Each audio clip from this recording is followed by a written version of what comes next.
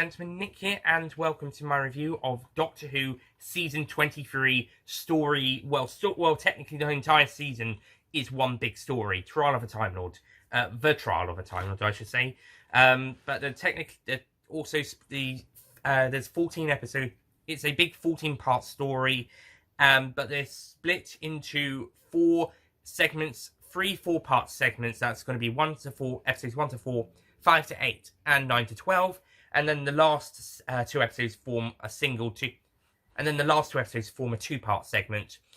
And each segment is written by a separate writer. So segment 1, The Mysterious Planet, which is this one, which is parts 1 to 4, is written by Robert Holmes. Parts 5 to 8, Mind Warp, is Philip Martin, who wrote Vengeance on Varos. 9 to 12, which is Vengeance on Varos. No, it's not. It's Terror of the Vervoids, is written by Pip and Jane Baker, who wrote Mark of the Rani.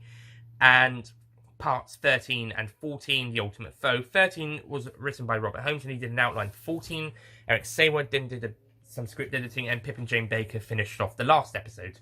Not sure why Eric Saward wasn't commissioned to do both those 2 episodes in the first place. I don't know. But Trial of a Time Lord. So let's start the season review. So let's start the Trial of a Time Lord reviews with segment 1, The Mysterious Planet, which is Trial of a Time Lord parts 1 to 4. So I was going to say story 1, but it should be season 23 story / segment 1. Okay, so will we just say the Trial of a Time Lord parts 1 to 4? Either way, The Mysterious Planet. Here we go. Okay, first of all, we got some brand new title music, and originally I wasn't really a fan of this music. However, after listening to quite a few Sixth Doctor Big Finish audios, I've kind of gotten a bit more used to this audio. I think the titles should have been changed, because I don't think these titles kind of fit the music. Unlike the Peter Howell music, I think they worked really well alongside that, but I don't think they quite work alongside Dominic Glenn's. No offense. I might also prefer them in just audio form in its own, which might actually maybe why I like them more with Big Finish than on TV. Plus, that with Big Finish, they can give the Sixth Doctor audios a bit more of a identity, so they don't always sound like the Fifth Doctor ones. Even though they sometimes do use the Howell season 22 version for some Sixth Doctor stories, and B, I do think there are some slight difference in the Sixth Doctor Howell's theme compared to the Fifth Doctor and very late Fourth Doctor one. If you listen to the music in the titles, but new themes, good, better in Big Finish, but that's more to give. But that's probably due to the fact that it's just audio only, and you don't see the titles. Plus, I've gotten a bit used to it, and it gives the Sixth Doctor audios then more identity than if they just used the Peter Howell theme for all of them. Sometimes having the Howell theme is good, though. You can have a few season 22 set stories, which is cool. But most of the other stuff is 23 theme. But anyway, so after that, the titles don't really transition that well into the next shot. I mean, this theme is still kind of going when we transition into the first shot of episode 1. I think the transition is slightly better later on. But that being said, the opening shot is probably the best shot of the entire series, season, overall story. And that's the model shot flying at the spaceship and then kind of twisting around until we get to this bit where the TARDIS is then dragged in down, although it does spin around the light for some reason. But, great shot. And it actually does feel a bit jarring when we do cut inside, because it was such a great shot. It lasts about a minute or so, but it's still really good. The opening is also decent. It's a decent start to trial segments. And then then the whole thing starts. And I think the Sixth Doctor's personality has sort of mellowed since the end of season 22. Throughout season 22, the Sixth Doctor was pretty much like he was in Twin Dilemma, but likeable, and mellowed a little bit and maybe knocked down a few pegs by certain events such as Lytton's death, and probably events like in Revelation of the Daleks and Attack of the Cybermen. But there was still quite a bit of that personality that I can see why some people weren't so keen on this Doctor. I think we still got some of that, but he's a bit more mellow. He's a lot more nicer. He's basically the Vengeance from Varos Doctor again, which maybe is even nicer than that. Vengeance from Varos for me still has the best Sixth Doctor personality on screen portrayal. But that being said, I think they have made the attempt to make the Sixth Doctor a bit more nicer, more mellow, more likeable in this season, and I think they were probably going to do. The plan was to mellow him out over time anyway, but I think it was nice. I think they were going to do that for the original planned season 23 anyway, but I'm glad that they managed to put it into practice with the season 23 that they did make. And I think Colin continues to be amazing as the Doctor. I don't think Colin Baker has ever done a bad performance, even with a bad script or with a bad character portrayal or with bad character writing. He's always been able to portray the character to the best of his abilities. Whatever the personality is, Colin is always excels in whatever he gets. And yeah, this is no exception. This is the Sixth Doctor. Well, Colin Baker, he's still fantastic. Nicola Bryant is also good as Peri, but whilst she and the Doctor seem to have a bit more of a good relationship here, and probably it's their best, it's the best Sixie Peri friendship combination that we may see on screen. Peri doesn't do an awful lot. In fact, I think she's taken a step backwards since Revelation of the Daleks.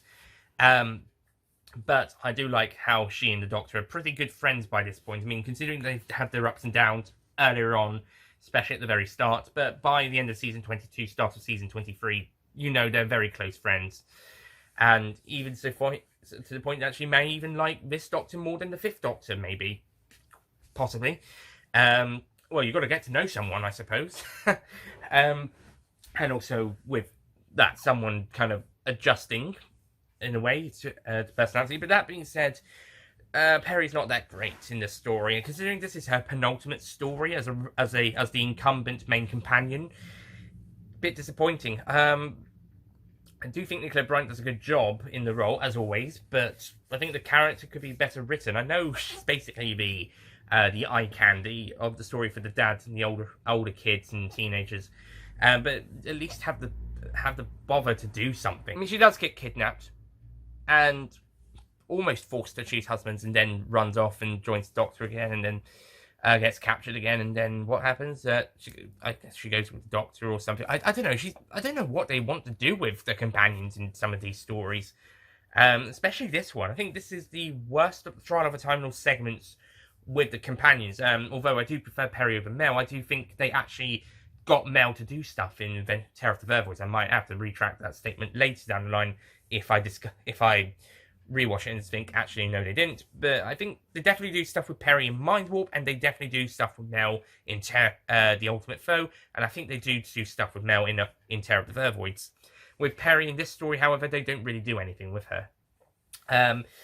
What's actually more interesting is the side plot with Sabalon Glitz, who will become a returning ally in Ultimate Foe and Season 24's Dragonfire.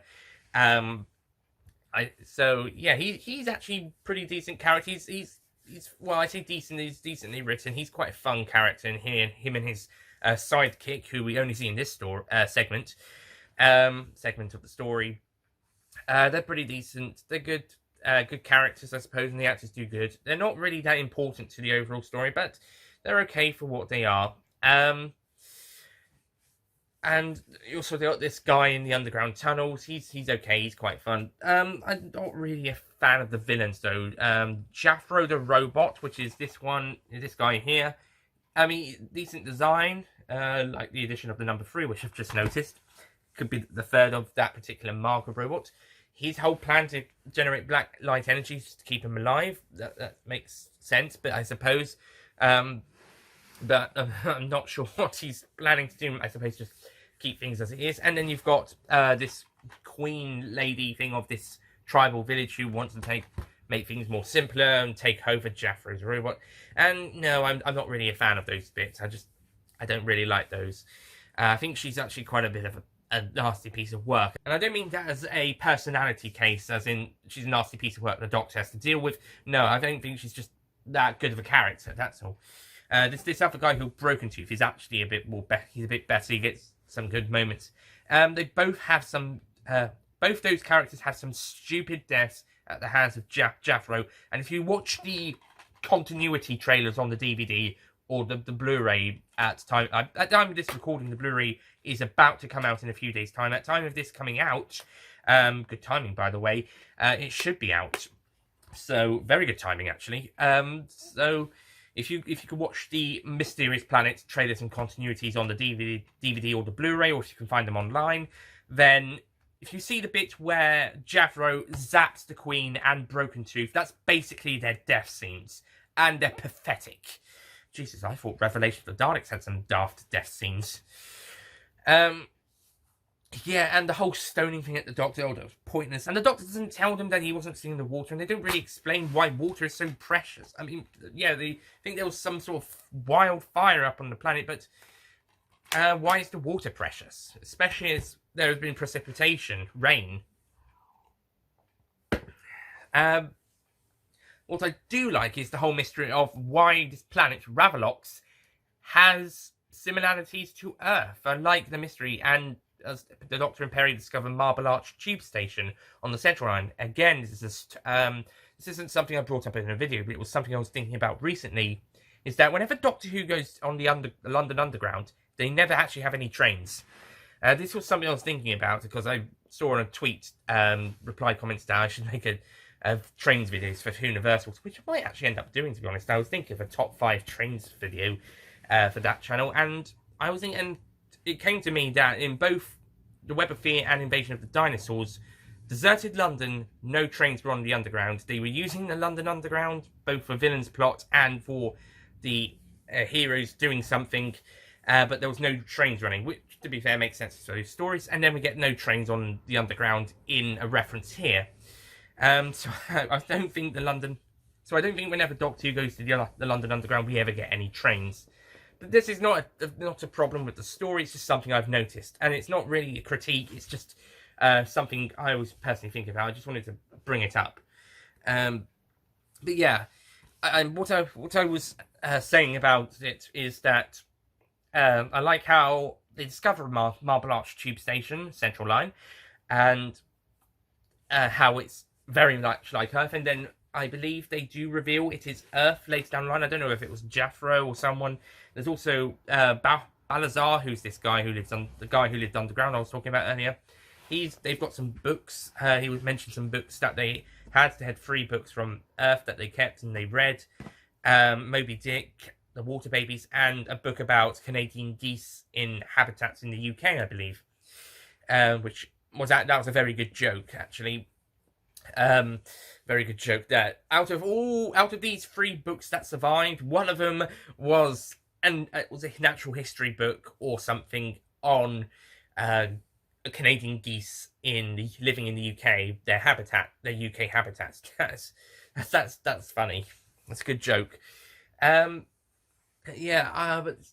unfortunately the story doesn't really have that much great humour. There's these 2 twins, well, not twins, but these 2 youth characters who are the brightest characters in this story's case, and I mean, they're not as boring as the twins from Twin Dilemma, but they're still boring, and their humour isn't very good. At least they have better dialogue, and their voices are better, and they actually have better interaction with each other, but still bloody boring. And I know this story has actually gotten some similarities compared to The Crotons, which was Robert Holmes' first Doctor Who script. And yeah, you can see that with Jafro bringing 2 of the brightest youths into his lair to work, and a robotic character, is sort of bossing about these underground characters who do as they will, and they're kind of frightened about something that's happening on the surface, just to keep them underground and to keep them scared and keep them obeying. Yeah, it's a bit like that. The twin bit actually does remind me a lot of Twin Dilemma. I'm sure there was another story I thought it had similarities to when I was watching the story. 1 or 2 of. I'm not sure. I can't remember, but definitely Twin Dilemma and Protons were definitely 2 ones that are noticeable. Although in Twin Dilemma's case, mainly just because of those 2 boys and Yeah, they're so boring. I swear they are twins because they look and sound very alike. But then again, that might just be the population of the planet. That lot of populations. I know there's this security guard guy, and there was another guy who was kind of onto him because the main guy did occasionally help people go to the surface, like Broken Tooth and Balthazar, or Balazar. I'm not quite sure. But yeah, he was a good character in the second half, and there was this other guy who was kind of following around, trying to expose him and to shoot him to keep that secret, but felt guilty about that. But yeah, bit strange, and yeah, so this is a quite a strange story. But you know what? It's okay. It's not going to be Robert Holmes. It's not going to be the next Case of Androzani or the Two Doctors. But it's nowhere near as bad as fucking Power Patrol or Space Pirates. Oh god, those two. Just if either of those stories had been in this season, I think we would have shoved the whole season away before we even started. But thankfully, we start with the Mysterious Planet, which no, not the best start. I actually think Warriors of the Deep might actually has a bit more imagination to its plot. I mean, execution-wise, this one is better. But as in imagination, Warriors of the Deep might be. Can we agree that the best recent opener is still Attack of the Cybermen? It's the best opener since, probably since Ribos Operation, to be honest. Yes, and it will stay the best one until Remembrance of the Dance, because Time of the Rani, that's not going to be much better. That's going to be worse. We can agree that the best opening stories of a season since season 16 is still Attack of the Cybermen, at least until we get to season 25. Because Attack of the Cybermen is awesome, and the other openers have ranged from okay to pretty weak. I actually think Castrovalva and Arc Infinity are the next best two. Actually, Arc Infinity, then Castrovalva. Yeah, so season openers actually haven't been doing that well recently, have they? And yeah, as a opening segment to this massive trial story, not the best. And the Valiant whole, I'm going to get to the trial segments in a bit because I realised I haven't done those. Well, I realised a while back, but I'll get to those in a bit. The Valiant is trying to have this as presented as a case against the Doctor, as a case of him meddling in the affairs of other peoples and planets. But this whole evidence is kind of falling flat on its face, because whilst the Doctor is interfering with the affairs of other people, it's no different to any other example. So what is the Valiant's point? Besides, he does this. But why this one in particular? Because it actually feels like one of the duller adventures. Feels like one of the duller stories. It would have been more exciting if we had something like Revelation of the Daleks. even after saying that was just a good story rather than a great story, like some people, not all people, not lots of people, but some people. But yeah, something like that. In fact, it would have been nice to have a returning villain in this story. I mean, we do have Syl next time, and we've got the Master at the very end. But you know what? This story could have done with a better villain, and I don't think Javro or Queen What's-Her-Face were good enough. It might actually have been better if we did have the Crotons back, and just be a sequel to the Crotons. That would have been very good. Now, I actually do have a reason for why the Valiant chose this particular story, and that's because something that's going to turn up later in the season. It's because the Time Lords, or at least the Celestial Intervention Agency, have been meddling with stuff on Earth, and I think it's going to be revealed later on down the line that they're doing that, certainly in the last story, I think. That the Doctor's involvement on Ravalox's affairs brought him close enough to exposing these secrets. So I think what they said was the Celestial Intervention Agency did a deal with the Valiant, the Doctor's dark side, spoiler alerts, the dark side of the Doctor between his 12th and 13th incarnations. And they did a deal with him, saying that if you can somehow have the Doctor on trial and have him executed for breaking the first law of time, more than usual, then we'll give you the remainder of his lives, and you can live out the rest of his incarnations. Pretty much Doctors 7 to 11. which is so pretty much the 7th to 13th incarnations, which in what we got was 7 to 11, including the War Doctor and 2 10th Doctors. And without the possibility of getting new life, so no one from 12 onwards. But yeah, so I think that's basically what their whole thing was. So the Valiard uses Ravalox as an example. I do have to say this though, with the Valiard using Ravalox, the planet where the Celestial Intervention Agency were doing some troublesome stuff. It is a bit of a risky move on his part to nearly expose the whole operation himself, especially as the Matrix can go to other points in the events of the happening when the Doctor's not there, so that they can record stuff.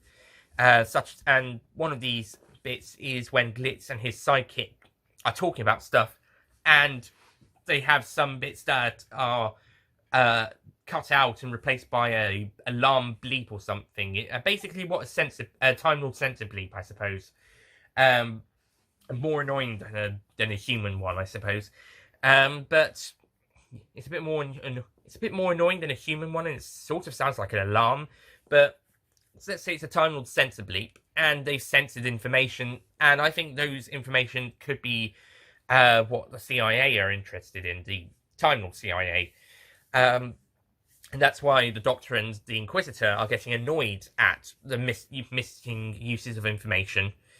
And I think because of that, and because this is just a bland, typical example of the Doctor doing his normal thing, this doesn't really hold up much case in the Valiard's argument. Not to mention that the Time Lords, they put him on trial before with the War Games, and they do mention that. And B, they've allowed the Doctor to basically carry on doing this one. And certainly from 3 Doctors onwards, occasionally they ask for his help in doing stuff that they can't get directly interfere with, or when they need his assistance in helping this stuff, such as the whole issue about averting the Daleks' creation and genesis of the Daleks, and the whole Morbius stuff in the brain of Morbius, and even a couple of stuff when he was exiled on Earth in seasons 8 and 9. They still got him to go off-world for a little bit and have an adventure on, I can't remember its name, but in Colony in Space, in Curse of Peladon, and in The Mutants. They got him to do some stuff on behalf of them, but without being directly involved. Heck, even the 2nd Doctor did one of their little go and visit places for them as a exchange for being allowed some freedom with the TARDIS in the 2 Doctors. Although with the first 2 Doctors it doesn't quite work as well, but with Doctors 3, 4, 5, 6, and 7, well, not so much 7 because he doesn't really do as much for them, but with Doctors from 3 onwards, at least up until the Time War, then the Doctor is allowed to continue how he's travelling the universe as how he/she later down the line wants, how they want, sort of meddling into the affairs of other peoples and planets. But that's basically the Doctor, and the Time Lords kind of just allow that to happen, just so long as stuff, maybe occasionally he or she does something for them, such as the whole stuff in Genesis of the Daleks. And the fact that the Valiard is now only bringing this up now, literally, it's been 13 seasons since 3 Doctors, when the Doctor was given back his freedom. It's been it's been 2 seasons since the very end of the 5 Doctors, when he was made president. Of course, they say he's been disposed because he abandoned his post, I suppose. Meaning Chancellor Flavia from that story, from 5 Doctors, got to be president for a bit, and then later on at the very end of this story, the Inquisitor will take over when there's a position open. And it's just strange that now, after all this time, since the Doctor's been allowed his freedom again, and he's allowed to continue what he basically does, in exchange for occasionally helping the Time Lords out. It's only now does the Valiard think it's a good time to press the same charges as in the War Games again, except this time it's a full-on trial as opposed to War Games, where it was a bit smaller. and the repercussions, well, not as serious, but they were able to understand his argument. And the Valiant just seems to have a vendetta in this story. And of course, like I said, later on down the line, we'll find out more why. But it just feels like there's a whole vendetta at the start, and it doesn't really make a lot of sense. Later down the line, it will make sense why they're doing this, but in the meantime, it's not really handled very well. And if the Valiant was just another prick Time Lord who's just doing all of this, no connections to the Doctor, then it would be even worse. So actually, going down that surprise route later down the line does work, and it does give us an effective villain. Later on down the line, he's pretty weak here. The Inquisitors look okay. I think both actors do great jobs, by the way. But I don't know. Because she's trying to be impartial at the moment, she can come as a bit annoying in places. Although, thankfully, that impartialness would benefit us in an audience in some places, and even more so in Terror of the Vervoids. So, like when she snaps at the Doctor to sit down, be quiet and stuff, that can be quite annoying, probably because we're in the Doctor's shoes. But when she does it to the Valiant, then that's very satisfying, especially in Terror of the Vervoids. And also why the Valiant is only presenting 2 cases rather than, and why the Valiant has to present 2 cases, I don't know, and the Doctor's only allowed 1. And also, they're doing a past, present, and future thing, but it pretty much shows if they execute the Doctor, his future thing doesn't really happen. Not the best logic. So, yeah, Mysterious Planet. On the whole, the Mysterious Planet segments themselves are it's alright at some decent moments, not so good stuff. The Troll segments also, we're not up to a very good start, to be honest. What is Troll segments even written by the writers of their respective stories? I'm not quite sure. Of course, they would all be script edited by Eric Saywood, but did the writers of the stories write the trial scenes as well? In which case, Robert Holmes did a good job in setting up. I say good, mystery-wise, and not so much with the whole stuff itself. I don't know. Mysterious Planet. I don't know. I really don't know this season. It's a very tricky season to talk about. Okay. I think it's time to wrap up. The Mysterious Planet, the first 4 episodes of The Trial of a Time Lord, I am going to give this segment, this story, I decided on a 5 out of 10. So I'm going to give it a 5 out of 10.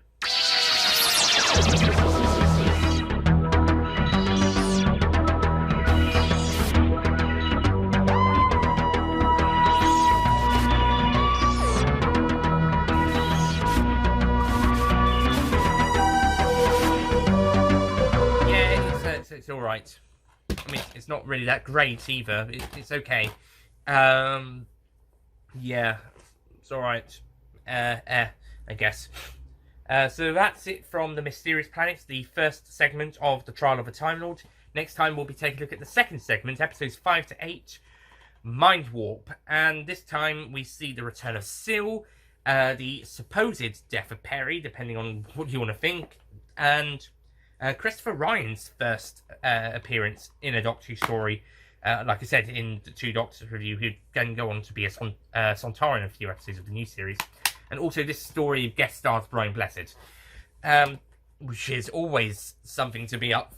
And Brian Blessed is always someone you want to see on screen, even if he's not that well written. He's always turning in a good performance. So yeah, we'll see how that's handled. So next time, Mind Warp, and I'll see you guys then. Goodbye.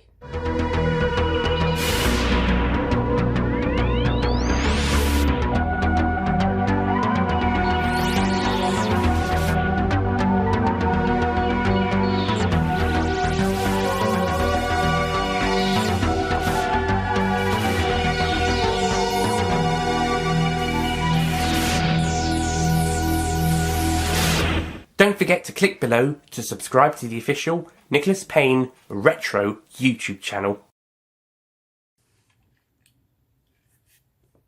We then get probably the best shot of the show,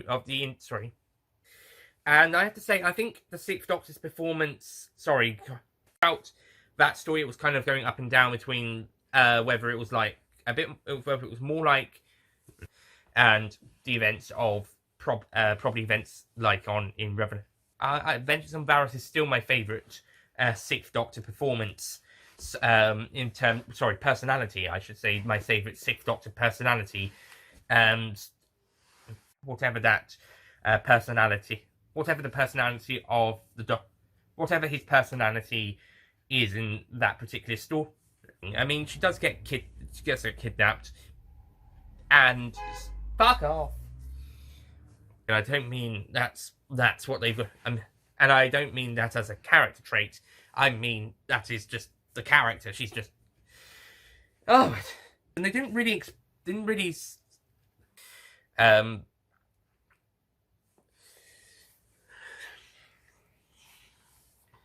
and B, since the War Games, they've allowed the Doctor to, especially after season 10, they've allowed the Doctor to, and B, especially since season 9,